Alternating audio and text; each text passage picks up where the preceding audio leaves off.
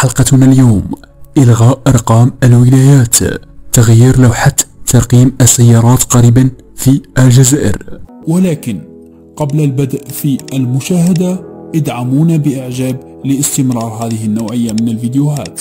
كشف وزير الداخلية والجماعات المحلية يوم أمس عن صدور مرسوم تنفيذي قريبا يتعلق بتغيير لوحة ترقيم السيارات. وأوضح الوزير أن الرقم الجديد هو وطني ووحيد دون وضع رقم الولاية، مشيرا إلى أن رقم التسجيل والذي يظهر رقم الولاية سبب عدة سلوكيات سلبية، منها تمييز صاحب المركبة في حال تواجده في ولاية أخرى. وتبع مراد إن هناك مرسوم تنفيذي يقضي بتغيير رقم ترقيم السيارات حيث تصبح البطاقة الإلكترونية، مشيرا إلى أن الرقم يشطب في حال ما أصبحت المركبة غير صالحة للاستعمال.